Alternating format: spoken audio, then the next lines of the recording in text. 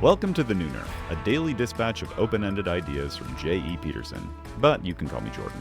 For best results, head over to Substack, where you can sign up to get the Dispatch's Weekly Digest, which includes some extras that I don't share anywhere else. You can find a link to that in the description of this episode. Alright, here's today.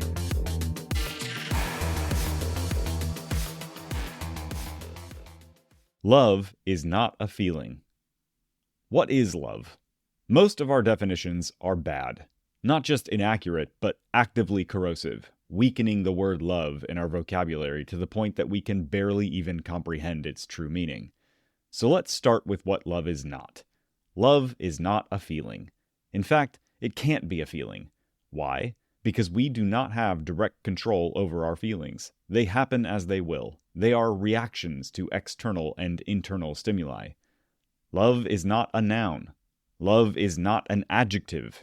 Love is not an object or a subject. Love is a verb, a choice, a decision. This is very easy to prove. If I ask you to use love in a sentence, what is the first sentence you think of? I love you. If we're fortunate enough to have been born into reasonably loving homes, this was one of the first expressions we ever heard, and it's one of the first expressions we learned to say. If love was a feeling, we couldn't do it, because you can't do feelings. All you can do is feel them. They are nouns. They are objects. I feel sad. I feel happy. But wait, you say, can't you feel love? I'm going to argue that you can't. You can feel the byproducts of love. You can feel happy. You can feel safe. You can feel joyful.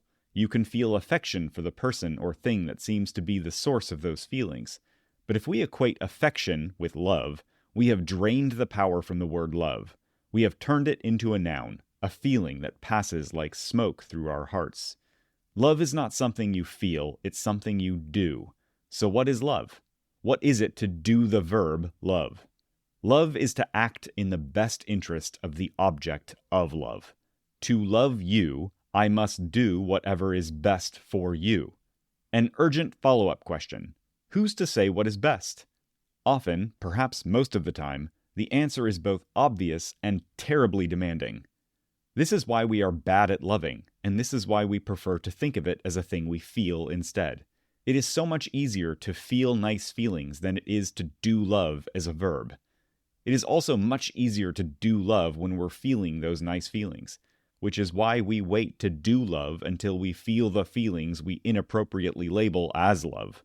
This is what makes Christianity so difficult.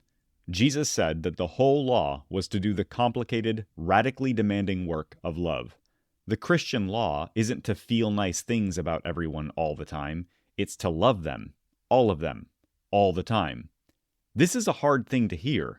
We don't want to hear it because we don't want to do it.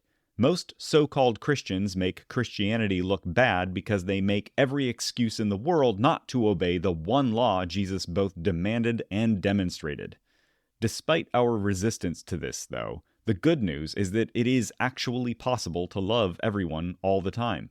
It is possible to do love in every circumstance, if we choose to, despite how we feel. It would conversely be pretty bad news if love really was just a feeling, because then loving everyone all the time would require that we feel nice things about them all the time. And if you've lived on this planet for more than 5 minutes, you know that isn't possible. But if love is a choice and not a feeling, then we don't have to like each other to love each other. So let's stop making excuses and do it. If you liked today's episode, I hope you'll share it with someone. No, I'm not asking you to spam your socials. I mean, obviously you can if you want to, but everyone knows a thoughtful, well-timed message can make all the difference in someone's day. So if the spirit moves, send a text. And if you haven't yet, head over to The Nooner on Substack to get access to the Dispatch's Weekly Digest, including stuff like music recommendations, TMI updates from my personal life, and the quiet satisfaction of knowing I like you more than other people. Okay, that's it for today. See you at noon tomorrow.